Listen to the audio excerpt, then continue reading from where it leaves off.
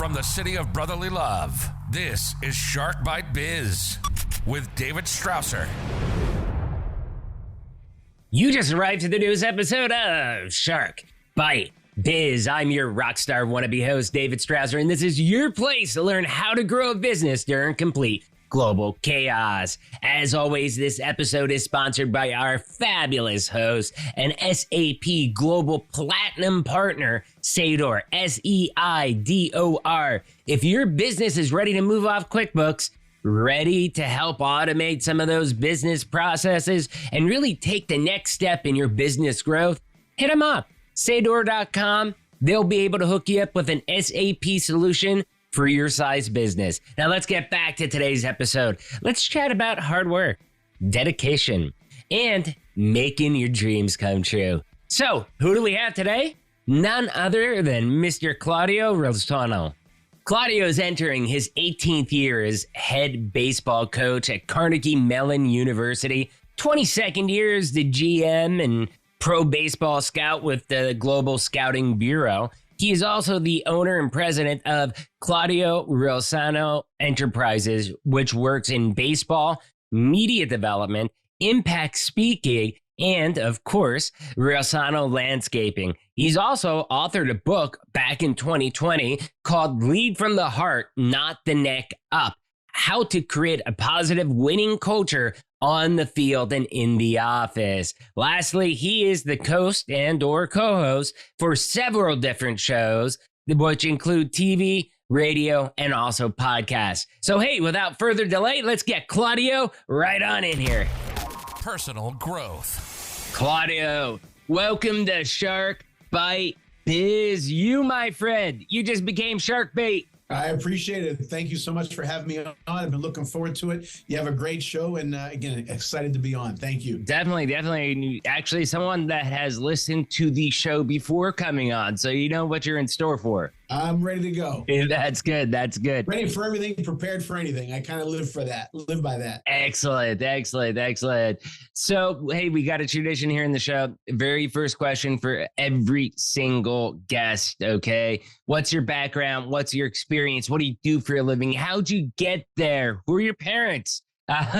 No, I'm kidding about that one. I always mention my parents. There you go. Hey, they're a big part of who we are today, unfortunately, for better or for worse. That's how it works out. But please, in a nutshell, tell us what makes Claudio. Okay, I'll try not to go too long, but I am the head baseball coach at Carnegie Mellon University. I'm also the general manager of professional baseball scout with the Global Scouting Bureau. I own a company called Claudio Reilsono Enterprises, which deals with baseball training, media, and show programs and creation. And I do some motivational speaking and wrote a book. And I also have several shows. I have a boxing TV show called The Boxing Authorities with two great guys, Luther Dupree Jr. and Smoking Jim Frazier. I'm sure we'll get to that. Hold on. That's an actual TV show you're talking, right? Yes. Okay. Because I saw that you said that, like, hey, I have a boxing TV show. I thought you meant boxing, like the boxing that's on TV. That's what your show's about? Like, mind blown. It's an actual TV show. You don't, the thing is that you don't hear that too often anymore these days. Like, I have a TV show, whereas it's more like, hey, yeah, I'm the host of this, I'm the host of that, or I just got a Netflix series, or I produced a movie. But hearing TV show, is something it's rare. You're probably the first. We've had Soledad O'Brien on the show, but you're one of the first actual real TV hosts we've had on the show. Well, I'm 58 years old, so I'll probably make a lot of old references, TV shows, variety shows. But we have a great TV show with Luther Dupree Jr. and Smoking Jim Frazier.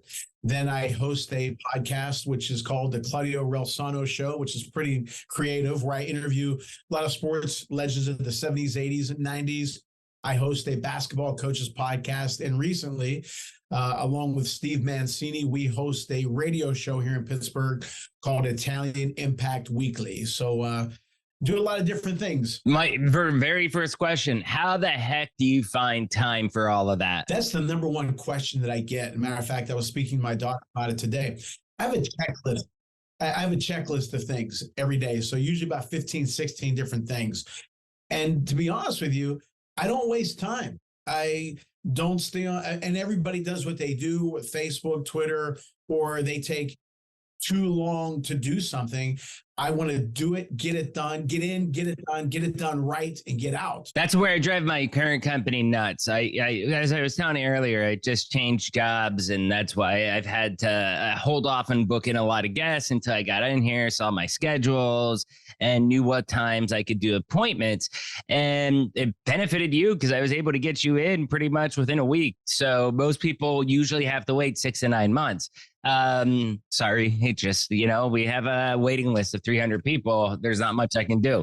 But, with all of that, the big thing I always end up getting asked is, how do you find time for everything? Like everything that you do, whether it's the podcast, like they were worried bringing me in with this job, like, okay, well, how are you going to do your job in the podcast? And I'm like, so think about this. I spend 6 hours a month recording interviews. Okay. That's 6 hours in 1 week. I can do 6 hours. Okay.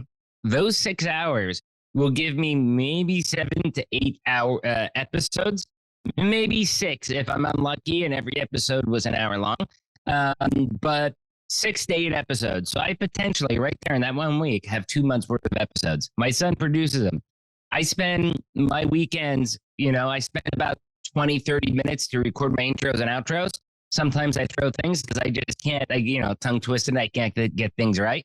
I broke a cup of coffee mug that way. Like just, it's the 15th time trying to record one phrase that sticks me up. But it comes down to how do you get everything done? And it really just comes down to commitment and saying what you're doing. Doing what you're saying. Right. Well, again, you can spend as much time as you want on something.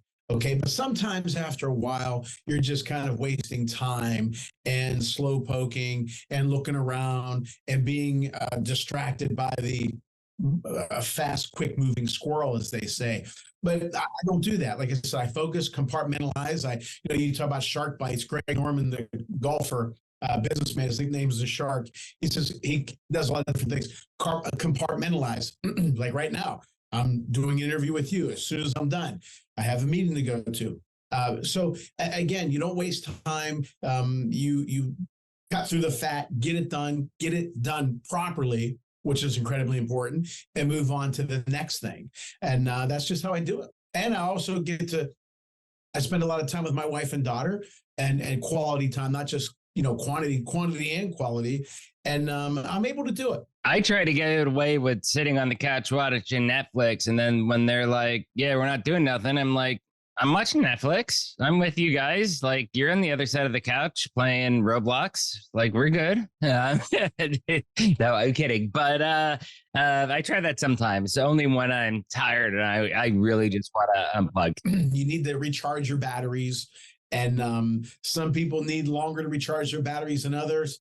I don't need a whole lot of time, even if we go on vacation, to be honest with you. Even on vacation, I have the phone ready. I'm always working.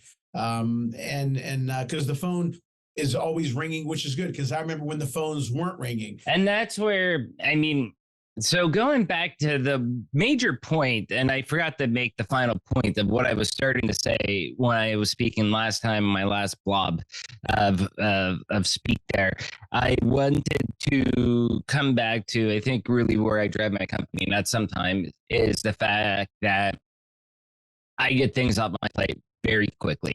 I do not let things build up to where it's like I got a billion tasks, because then I'm going to be overwhelmed. I'm going to be frustrated. And now I may take on a billion tasks, but those billion tasks are organized and structured, and I have a plan of attack, and I don't have it's like they're not overdue and building up, and I have that pressure. And I think that's where I drive them nuts sometimes, especially because, they're very, Latin America with Latin, and they have a lot of people down there have that mañana attitude where they're like, yeah, we'll get it tomorrow, which means like next month probably.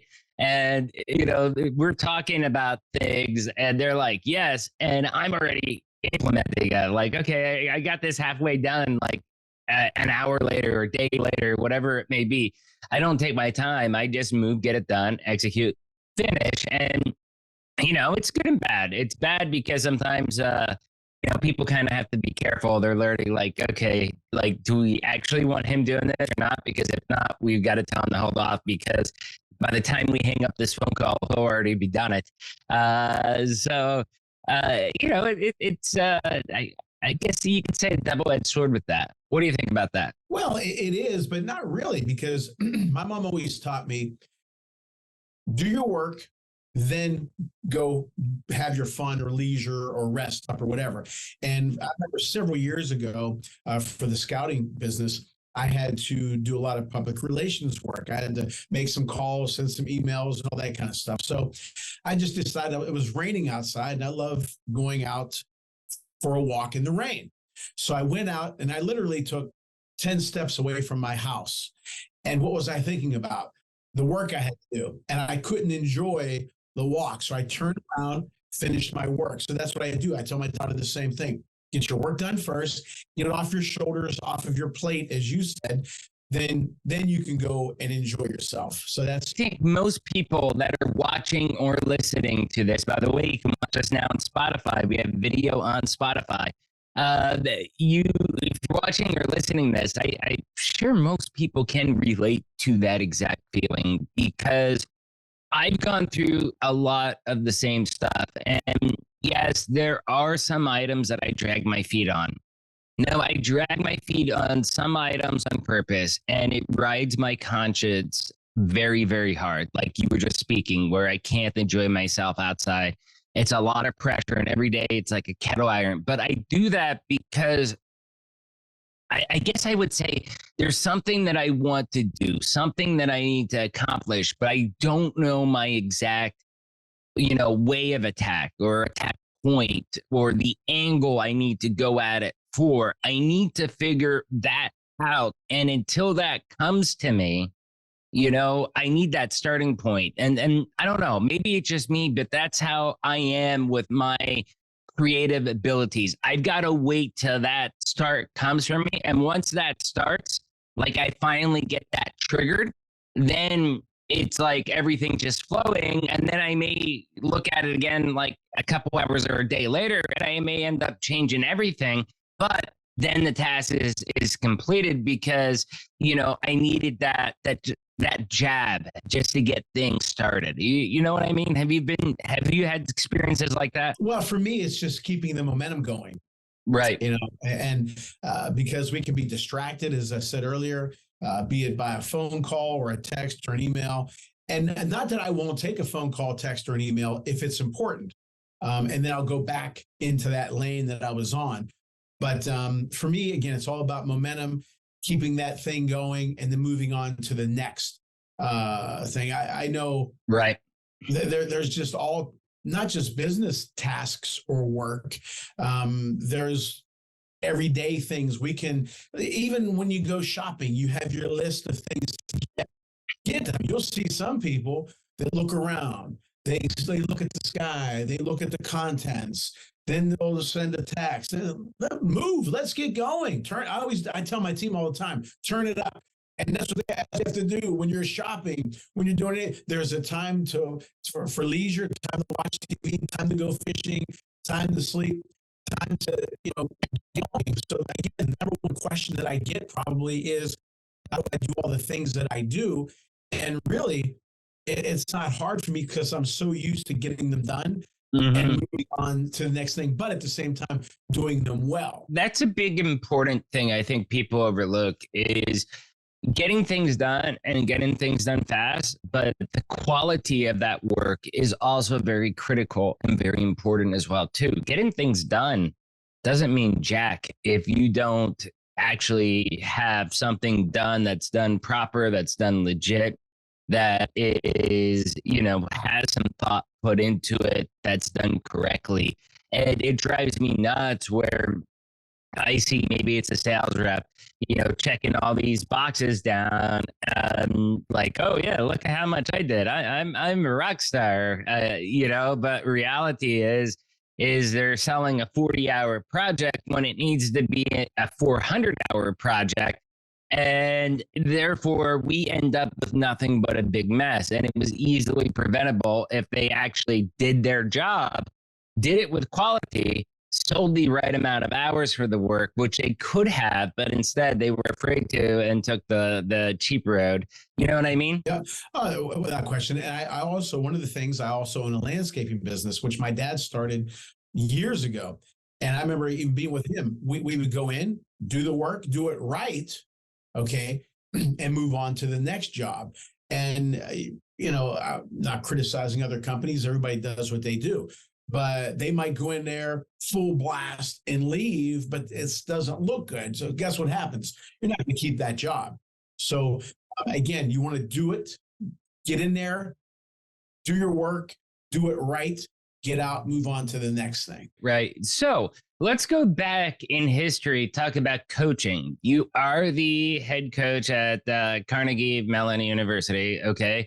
How did that happen? How did you start in the coaching world, and how did you end up getting the head coaching gig? Let's talk a little bit about that. Well, how I got the coaching position was I was scouting for 4 years with the Global Scouting Bureau, which... Okay, so you actually started scouting before you were actually a coach. Oh, no. I've been coaching since I was 18, 1983. Yeah. The original goal was, it started for me August 19th, 1973. I was 8 years old. Went to my very first Pirate game at Three River Stadium, and I knew right then and there what I wanted to do with the rest of my life. I had never been to a game, never watched a game. My parents were from Italy. They like soccer and boxing, but my uncle used to work at Three River Stadium, and right then and there, I knew what I wanted to do the rest of my life. So I was a good player, but that didn't work out. So I started coaching at age 18 at my old high school.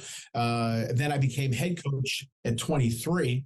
And then start coaching college and went from there. So I've been working in baseball for 40 years now.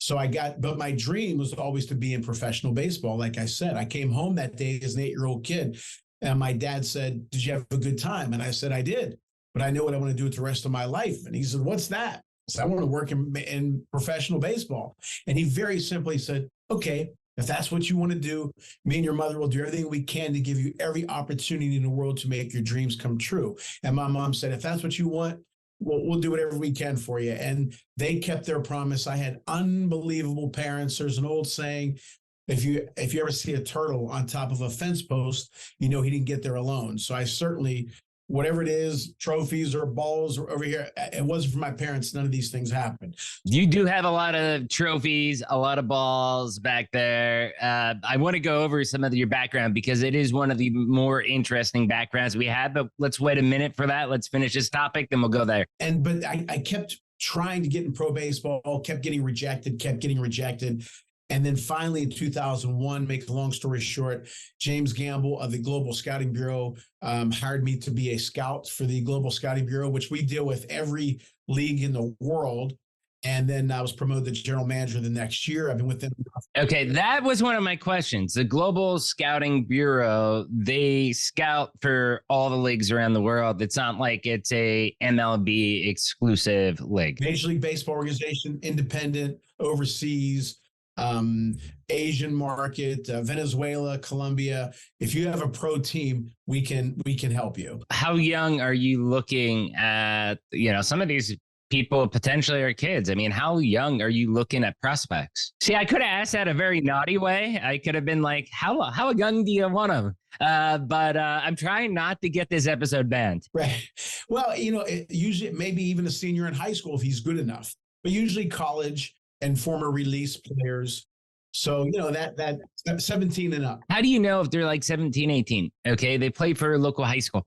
How does, you're outside of Pittsburgh, okay? Say there's some kid in Oklahoma, whiz kid, all-star, he totally rocks it. How does that word travel from that small Oklahoma high school all the way out to you so that you get an idea to check him out? Well, we have contacts all over the world.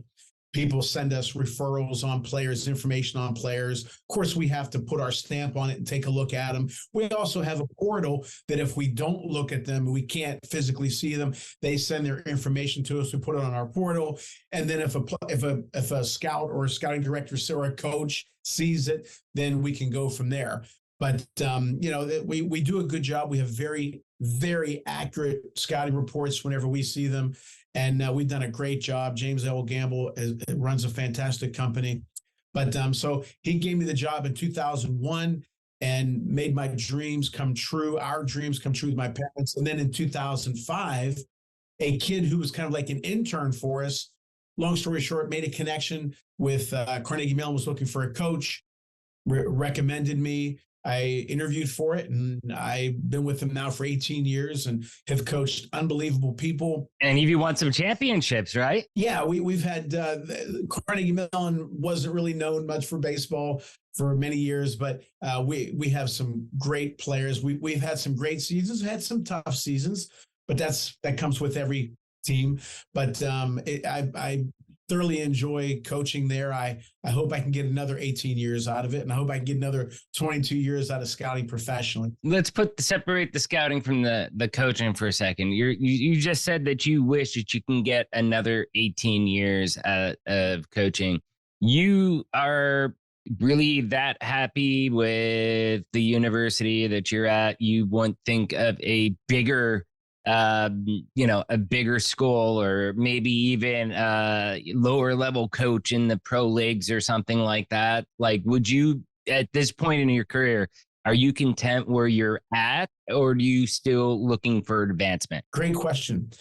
Jim Valvano, who, if you've never heard of him, was a very dear friend of mine. He was the championship coach of the 1983 NC State basketball team. And if you ever turn on ESPN, they'll have the Jimmy V Cancer Fund. But anyway, he used to say, don't mess with happy, number one. Number two, I have been offered pro jobs over the years, and from different parts of the world to here in the United States, and I've turned them down because, number one, I like where I'm at in life. I always want to accomplish more, though. Always looking to do more. Dan Marino always says you can do more, you can always do more. Yes, but now, would I listen to somebody? And I have listened. If it hits me, then yeah, we'll see. But I love Carnegie Mellon. I love the university. I love the players that I coach. I love the scouting bureau. I love James Gamble.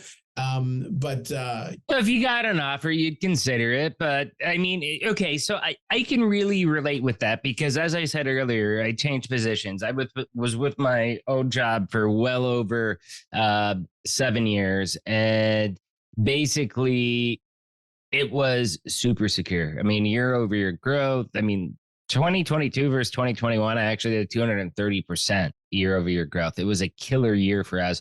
And that's mostly because, we handled business as usual, and probably would have been like 115, 120% of what our planned growth was. But to hit 230, it's because I closed a $15 million project. Not just me, my team helped. But, we closed the major project. But I ended up giving that up, and my security blanket for the company I'm at now. And I did it because, one, well, it was moving up. It was giving me a VP title instead of a general manager, although the general manager position is kind of like a regional CEO type position for that company.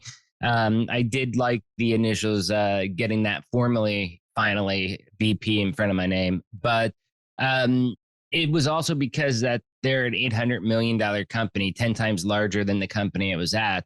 Globally, with about 8,000 employees, 8,000 customers globally. And they're one of only 9 platinum partners. And what they were doing in the US, it was not working. And that's where they decided, hey, from a global level, we're hitting reset. And they brought in some of their most successful people, but they were from Argentina. And it came down to like, hey, these people are great. They understand the fundamentals of business and stuff like that. But there's still a little bit of difference as far as the cultural aspect of it, the commerce aspect of it, and having that subject matter expert. And bam, that's where I fall into place here with the company. So I only gave that up because of the size of the company, the status of the company, even though I know that they were not a train wreck, but rebuilding in the US, I guess you could put it. Even though I knew it was that status, I found it attractive because of who the company was, what they were doing, how big they are otherwise, and the fact that it's a clean slate. I am building the sales culture from the ground up. I'm hiring all the sales reps.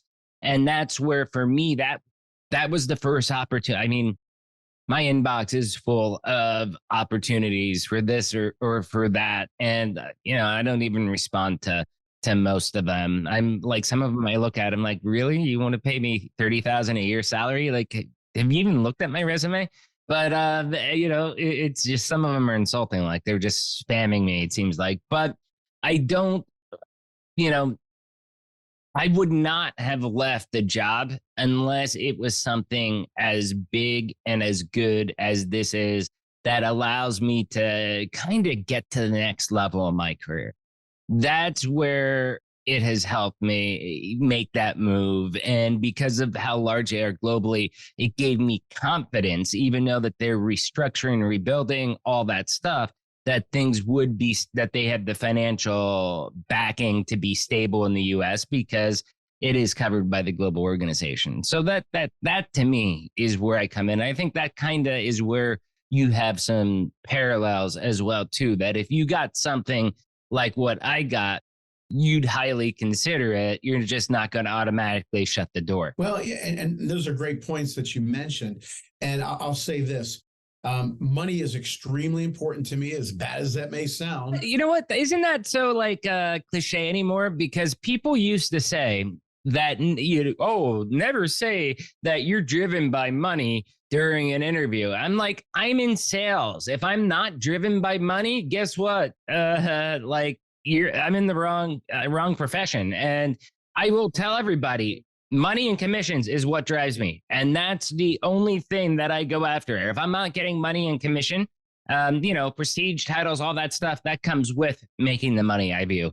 That comes on the coattails of success, and that's where, it comes down to money. But sorry, go ahead. No, it is. And, you'll hear people say, oh, you can't take it with me. Well, I'm not trying to take it with me. I need it now. But anyway, I have a wife and a daughter that are incredibly important to me. And my dad used to say, keep the wolf away from the door, which are the bill collectors or whatever, repairs or emergency.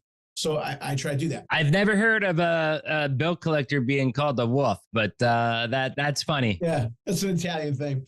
But, I got Italian. I'm a half Italian as well, too. So there you go. But, for me, I like to have my cake and eat it too. So I'm working in pro baseball, working college baseball, do all the things that I'm doing, speaking, the whole 9 yards. And I've never missed one of my daughter's events. Okay.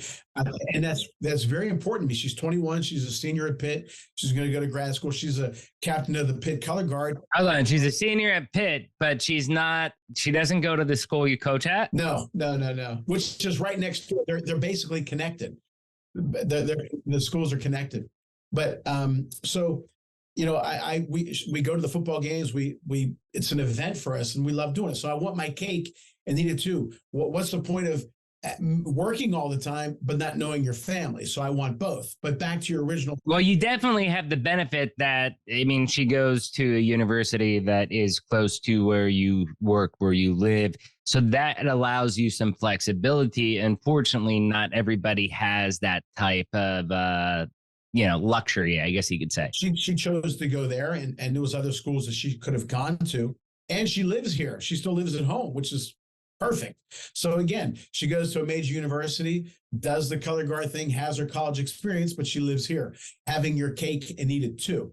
But again, or cannoli. That's fine too. I don't eat a whole lot of cannolis, believe it or not. I like cannolis. I love cannolis. The thing is, I'm just in love with ricotta cheese. Anything that's got ricotta in it, I'll eat it. So cannolis. If it has a vowel at the end of it, it'll be good. Trust me. Yeah. Oh, there you go. That's a good one. That's a good one. I'll remember that. But yeah, like I said, if with the speaking thing, I have something that should be announced soon that I'm going to be connecting with a company that I'm going to be representing them speaking wise. There'll be a lot of engagements.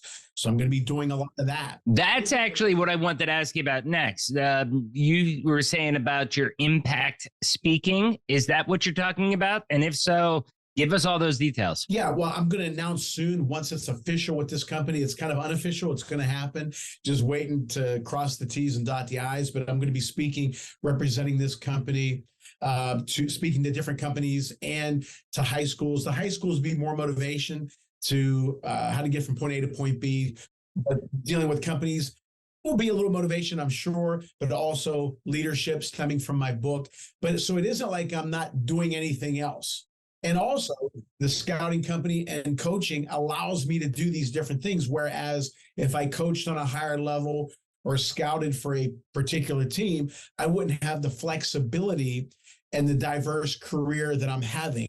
I like to have different funnels of income. I don't like to put all my eggs in one basket. So that's something I wanted to ask you there. I hope this isn't too personal for you, but I mean, if you only had the head coaching job or the global scouting job, would you be able to live, or do you like to maintain a certain level of lifestyle, and only because you're working your buns off doing all these different things, that enables you to be at that level that you're like, yes, this is my rock star status. This is where I'm happy. Well, I know for an absolute fact that I could coach on a higher level, major league level. I know for an absolute fact that I could coach for or scout for a major league team. I enjoy Carnegie Mellon. I enjoy the Global Scouting Bureau. And again, I like having different funnels of income. I always will.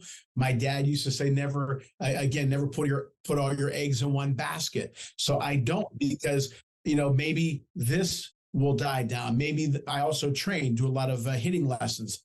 Maybe the hitting lessons will not be as successful that particular year, but then maybe something else will pick up. So I just don't like to put, this is just me. For me, other people, like my wife, she's a teacher. She's been doing that since 1991, I believe. And that's good. She tutors and stuff like that.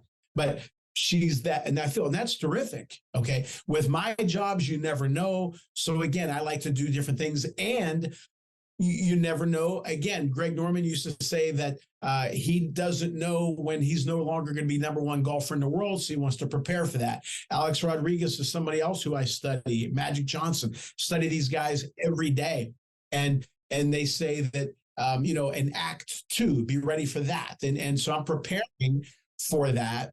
Because I'm only 58, I'm still young, still have a lot of energy. Yeah, you don't look a day over 57. I work on it. And thank you. But again, so I enjoy coaching, enjoy scouting. But one of these days, maybe, I don't know. Hopefully, like I said, I get another 18 years out of CMU, another 22 years out of the Global Scouting Bureau. But I want to do these other things and be as productive as possible, continue to accomplish as much as possible, continue to take care of my family as much as possible, and make sure that we keep the wolf away from the door.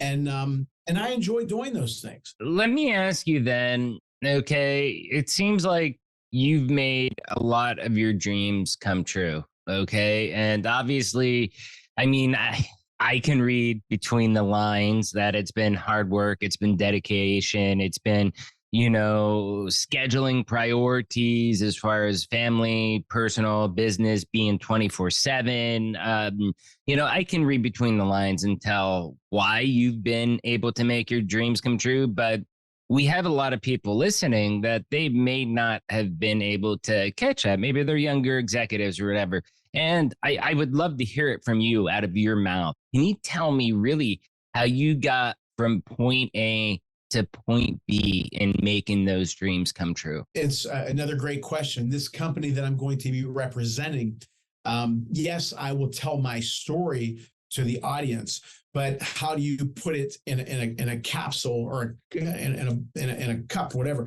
And I thought of the word TOP, TOP. You have to be tough. You have to overcome, and you have to be persistent. Okay. Obviously, you have to have talent and you have to work hard. That's obvious. But you're going to have to deal with a lot of rejection. You're going to have to deal with a lot of obstacles that you have to overcome. And you have to be persistent. You have to be tough. You're going to hear a lot of negative things. You're going to be told you can't do it. Are you sure you're not a sales rep? I mean, that's exactly what you need for sales. If you have an opening, give me a call. I'll be calling you later. but you know, so whenever I speak, I do want to have impact. Back to Jim Valvano, he said that was his favorite word, the word impact. That so many people have impact on me. But again, you know, being tough whenever people say, nah, you're not going to make it, or people who you're working for make it harder than it has to be. And you'll read in my book some of those things that have happened. Or then when my mom, I adored my mother. Watching her get sick at age 48 and passing away, I had to overcome that. I didn't give a damn about anything at that moment. Right? Then I had to be persistent. I had over 137 rejection letters that I kept in baseball, right? Just hoping that one would want me, or even speaking engagements. You're not everybody's going to say yes to you, or interview requests, or whatever the case is. You have to be tough. You have to overcome interview requests. I'm trying to get Joe Perry on here for 200th episode. So I idolize Joe Perry. I got the little Aerosmith tattoo. But let me say this too, and I mentioned to you a story when I mentioned August 19th, 1973, when I was 8 years old. The starting pitcher's name was Jim Rooker. Jim and I are very good friends, and we play in celebrity golf tournaments together. The first baseman's name was Al Oliver. Al and I were inducted into the same Hall of Fame a few years ago, and he's been on my show as Jim. Jim was my first guest, and Al's a friend. The second baseman's name was Rennie Stennett. Rennie invited me to the 1979 Pirate reunion they had a few years ago. Unfortunately, Rennie passed. Great man. The left fielder's name was Willie Stargell. I won a Willie Stargell Lifetime Achievement Award, and the opposing pitcher that day, the opposing pitcher was a guy named Juan Marichal, Hall of Famer. We signed his nephew to a pro contract. Now, if you would have told me back then, hey, 8-year-old Claudio, come here. These things are going to happen to you. It's, you're crazy. But they did. But you may also have thought the 8-year-old self, you may also have looked at those things like, dude, that's boring. I don't care. I don't like it. You might not have even found it interesting at that point in your life too. I did though. Yeah, these guys were larger than life to me. That's why I had that attraction.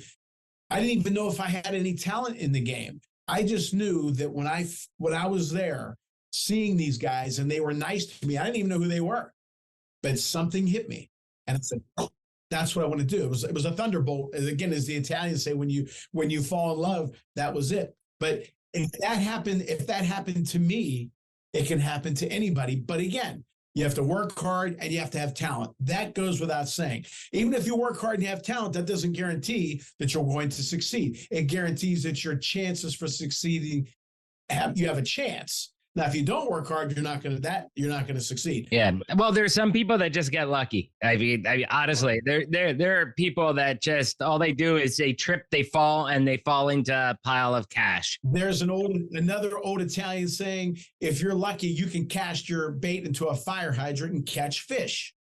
But now some people will say that I've been lucky. They'll see me at a celebrity golf tournament, or having a show, or on TV, or doing an interview like this, or writing a book, or coaching, or winning a championship, or whatever.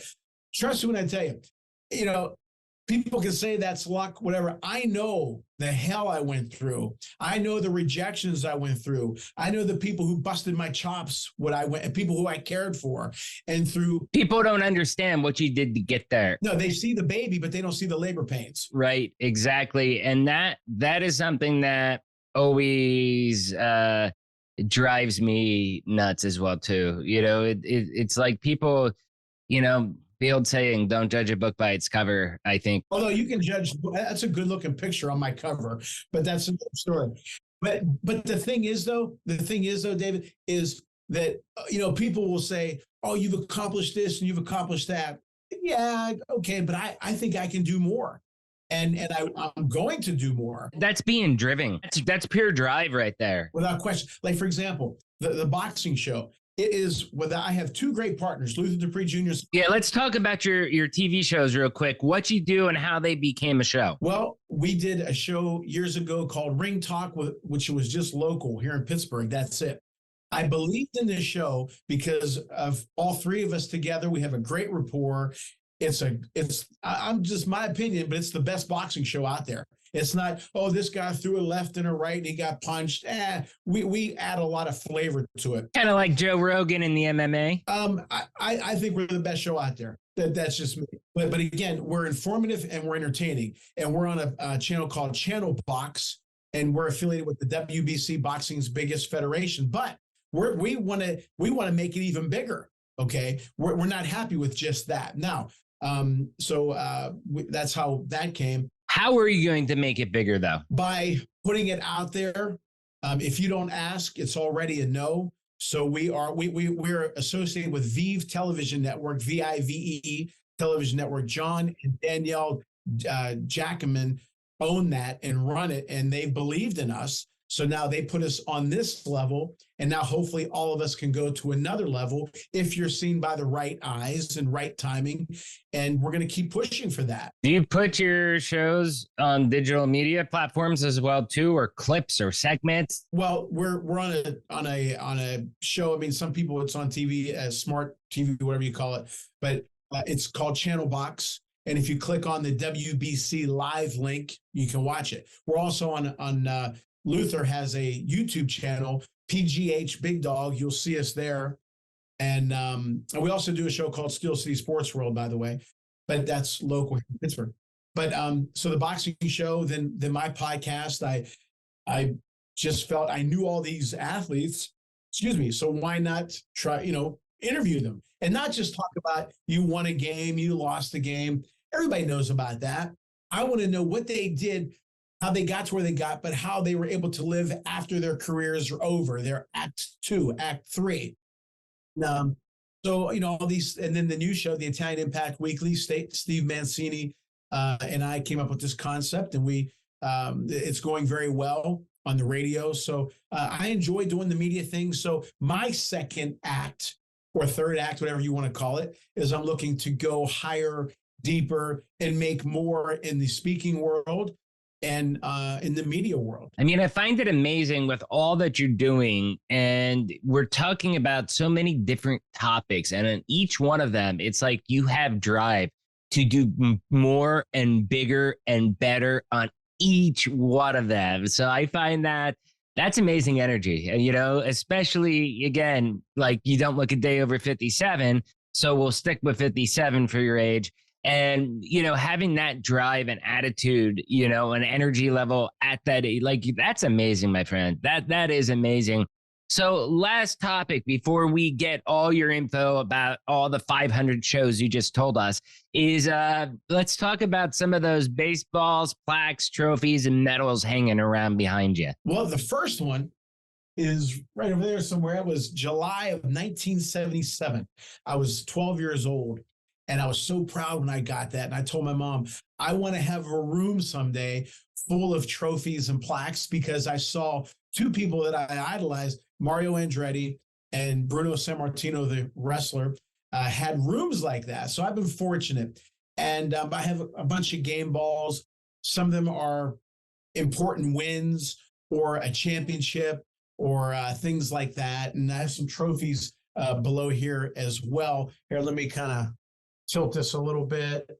I got some trophies there as well. And I have some other ones in the other room. So look, at the end of the day, you can be the greatest coach in the world, but if you don't have the players, the right people to coach, you're not going to win anything. I've been so lucky to have great people to coach that have brought me to tears. They really have. And again, you'll read that in the book. I just want to pause right there for one moment, because a light bulb goes off. And this is the exact reason why I brought you on. Even though you're baseball, you're an entrepreneur. You're a serial entrepreneur, literally. But besides that, what you just said about, the coach and the team, okay, that is exactly a sales. That is the sales manager, the VP of sales, VP of biz dev, and their sales team. Like my situation, my team. It's I've got to have the team, and I am the coach as you would be the baseball coach. So, it's a two-part thing to where you need both pieces to go together and flow together, or else you're not going to have that winning combination. Without question. And I used the example when I was in college, I had great math teachers. I didn't pay attention. My mind was, I was looking at the Three River Stadium. But anyway, it wasn't their fault. You need both. You need, they say in real estate, what's the three most important things in real estate? Good location, good location, good location. I used to say the three most important things in business, coaching, and life was good people, good people, good people. And I've changed that. It's really the three most important things in business, in coaching, and in life are the right people, the right people, the right people. I think I'm a good guy, but if you ask me to help you, make a website, I'm the wrong guy. I can't do that. That's just not me. So I've been so lucky, so blessed, so grateful to have the right people to coach, the right people to work with. And when you have the right people, you have a shot to succeed. And at the end of the day, like I said, yes, I've worked like crazy and studied coaching and all that kind of stuff. But if you don't have the players to the special people who can play, you're not going to win. And even in business, I did a speech not long ago about management employee relationships. And the management, they have to be approachable. They have to care. Dave Vermeil, the Super Bowl winning coach who I had on my show, he used to say, and that's the theme of my book, is your players, your people, your employees, they won't care how much you know till they know how much you care. Once they know how much you care, they'll go through or underneath or over top of a wall for you. And at the same time, and again, you'll see it in the book, this one young man, he started up this birthday cake for me, right? And I was touched. And it's happened many times. But then the next day, he didn't kind of do something I wanted him to do. I had to get on him. So it isn't like, oh, yeah, they gave me a birthday cake. The next day, they can walk all over me. That's not me. That's not how I do it. Okay. And you have to adjust in life, in business, in coaching and everything. If it's cold out, David, you wear a coat. If it's hot, you'll wear shorts. If it's raining, you put up an umbrella. In other words, you have to make adjustments. Okay. Give me a birthday cake. Thank you. Love you guys. The next day, if I have to get on you, I got to get on you. Yeah, no, that's solid advice. I mean, that's how you avoid losing the World Series and losing the Super Bowl and the Major League Soccer Championship all within a 90-day span. Philadelphia. But I got to say this. Again, I've been so blessed to have my wife, Linda, we're going on 25 years. We have a beautiful, wonderful daughter, Ida, who I couldn't ask for a better daughter. And again, my parents, if I talk too much about them, I get emotional because my dad passed 18 years ago and my mom 35 years ago. She was only 48. Unbelievable. They love me so much. But if I got off the lane, they fixed it. But I didn't get out of the lane too much. But just I try to honor my parents. We have a tournament named after them. I named my daughter after my mom, Ida. My dad's name was Olindo. Unbelievable. So whatever talent I have or don't have, if they didn't give me the opportunity and the drive and the passion, and so that's why I say our dreams came true. I'm just, parents are a big part of the dream or the driving force why you're doing what you're doing. It's either out of love or hate. And I'll say this, the people who were against me, and I don't mention names or titles, but in the book, you'll see it. The people who were against me, that wanted to see me fail, that laughed at me when things weren't going the way we wanted them to go, because my career was up and down. And then I disappeared for a couple. Mine was too. We have a lot of similarities. Then I got a job when I disappeared. Then I got a job at a small high school here in Pittsburgh, outside of Pittsburgh, for $800 a year. Then I got my pro job. But my point is the ups and downs of life.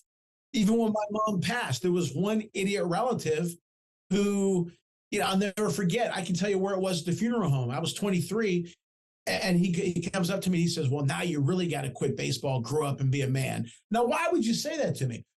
He's not a bad guy. He used to fluff his hair up to cover the horns, this guy. But it's another story. But my point is, you know, it that motivated me. You know, your worst enemy can be your best ally. Yes, the love of my parents. I want to take care of my wife and daughter. Without question, that's a motivator for me. But those people who dogged me, those people who were against me, those people who wanted to see me fail, be it family or professionally or friends. I didn't have very many friends who did that. I'm very lucky. But some family members and some people that I worked. Same thing with me. I mean, it's like, get your head out the cloud, boy. You know, and it's like, no, I'm looking at goals that I want to set in the future and reach. That's not in the clouds, you know, that's one eye on the future, one eye on the present. It hurt me, but I didn't let it keep me down, you know. And real quick, last thing on my end anyway, the guy whose his favorite best donkey that he had fell into a water well. He loved that donkey, but he fell. He said, I can't save him. So what he did was it was a horse or a donkey, whatever the story goes. He threw dirt on him to bury him, kept throwing dirt. Well, as the man shoveling dirt onto just say the horse kept shaking it off and stepping on the dirt, kept shaking it off and stepping on the dirt until all those things, then he was able to jump out of the water well. So all the negative things that happened to me, okay, and there was a lot of them, trust me when I tell you, that made things harder than they had to be. It was hard enough to accomplish this dream because there was no set pattern. But as hard as it was, yes, I got knocked down. Did I ever want to quit? Of course I did. Of course I did. But I didn't. And I kept going. I kept shaking the dirt off until I was able to get out of the well. But like I said, that doesn't mean, the old boxer, Ray Boom Boom Mancini always says, it's a quick trip from the penthouse to the outhouse. Or Jackie Robinson wrote a book, and it was titled, I Never Had It Made. I'm grateful for things, but you'll never see me put my hands behind my head, feet up on the desk and say, I'm good. I'm always going to keep striving for more, always. That's just me. So we do got to wrap up, and I will easily, gracefully gloss over the fact that you just told me that your buddy was burying a horse alive. But can you please that's good to know that it's a metaphor. I missed that part. I thought you were giving a real story. True. No. Okay. It was just a story. Yeah, you scared me for a second. That I heard to exemplify that you're going to get dirt. People are going to want to bury you. Things are going to right. And use that. And get out. Right. Please. No, I love animals. Love animals. Yeah. I don't want PETA coming after us. So thank you, Claudio. So last question I've got for you is, you got a lot of stuff going on. What is the best place for people to reach out to you, to find out more about you, your podcast, your TV show, your, everything? If you could take a minute or so and give us some links. And they can email me too with anything, but you can go to my website at ClaudioReilsono.com, which I'm sure you'll put up. This one I don't have to spell it, but that's it. Go to ClaudioReilsono.com or look me up on Google. ClaudioReilsono.com or Claudio Reilsono, and all those things will pop up. Wow, that was so much easier than I thought. I thought you were going to give us like 50 different links. But just for those that are listening only, it's Reilsono. I got to mention, go to ItalianImpactWeekly.com. Steve Mancini will kill me if I don't mention. That's where the Italian show is. And so I told you about the boxing show, and my podcast is on my website, but ItalianImpactWeekly.com. Right. And the last name is spelled Reilsono. All of our listeners know we always put the link right below the description. So you have the link to the website, but you'll also have a link to his book, Lead from the Heart Up, Not the Neck Up. I got a special little, autographed edition here from you, Claudio. Thank you so much for sending this to me. I'm sure it's going to give me a ton of inspiration and some ideas and, really help me push myself to the next level. So I'm very grateful that you sent it to me. Hey, thank you so much for coming on the show and just being who you are. You're an amazing dude. As are you. And I really appreciate the opportunity. Thank you so much hopefully, who knows, down the road we can do something together. But I'd love to. We should speak together. I want to get my anti-luncheons coming back together, where we get a gourmet meal and the appetizer is chocolate cake, and then you start from there. Because it's the anti-luncheon, and you make it with non-typical speakers, and it's a lot of fun. I love it. We got to talk. I want to get that going again. You got it. I appreciate you having me on. Thank you, and I hope your audience Claudio. This. Thank you. Wow, that was such an incredible interview with Claudio, right? First, though, you all know the routine. If you found this interview helpful, if it sparked some warm and fuzzies, do me a favor. Hit the like button, smash that subscribe button. But if you really want to help us out, because you know Shark Bite Biz is the greatest kept secret in the world of business growth, please share us out to your friends, your family, your colleagues, anywhere that you're on in the interwebs, whether it's Facebook, Twitter, LinkedIn, Minds, I don't care, Mastodon, Rumble, everywhere out there. The point is just get the word out. Help people learn how to find professional growth, personal growth, and business growth, the 3 Gs with Shark Bite Biz. I'd love to see nothing more than Claudio Reilsono and Shark Bite Biz out there trending. Now let's get back to the real rock star of this show, Mr. Claudio Reilsono. I really didn't notice this until post-episode after we recorded and I re-listened to it. But with everything Claudio does, dude is straight up a serial entrepreneur. This man is busy. Time management has got to be one of his toughest things, to be able to give everything the love that it needs a certain amount of times between scouting, coaching, landscaping, and even his shows. That's a ton of different business lines and revenue right there. Plus, we have to add in his book. It's like, how do you find time for everything? I get asked the same question all the time. And it really comes down to time management, making sure it's dedicated. I live by the calendar, something as simple as remember to practice guitar at 6 p.m. goes off every single day so that I remember to practice guitar and I dedicate some time to it because I do want to get better. So, it's really something that is critical for success. And as we're talking about success, this episode also emphasizes the law of attraction or whatever it's called, but you just cannot desire something and will it to come to you. You have to proactively be putting the steps in place, doing things to work towards that goal.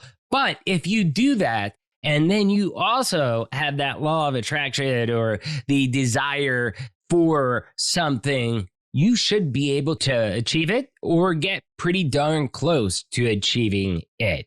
It comes down to, if you're not doing the work, it just won't magically manifest for you. And I think people need to realize that. Anyways, awesome stuff, Claudio. Thank you so much for coming on. Please check out his website and also grab his book. He was kind enough to send me an autographed copy of his book. So, lead from the heart up, not the neck up. You can grab it, I believe, everywhere, like Amazon, places like that. We'll have the link down below. Question of the day.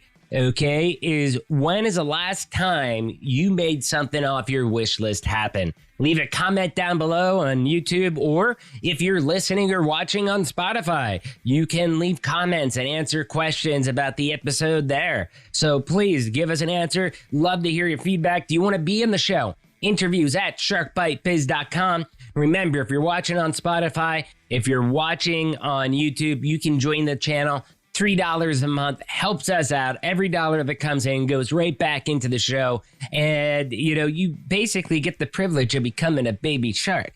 What's better than that, right? So also, we just got to give one last shout out to the sponsor of this episode, SAP Platinum Partner, Sador. Time to get off QuickBooks. Let's move your business up a notch. Give Sador a call or just reach out to me personally and we'll take care of you.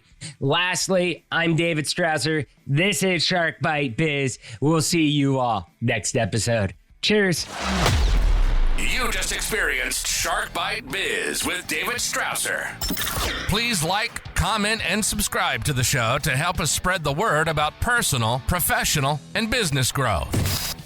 Want to be on the show? Send an email to interviews@sharkbitebiz.com. A special shout out to our sponsor, SAP Platinum Partner, Sador. Get off QuickBooks and move your business to the next level.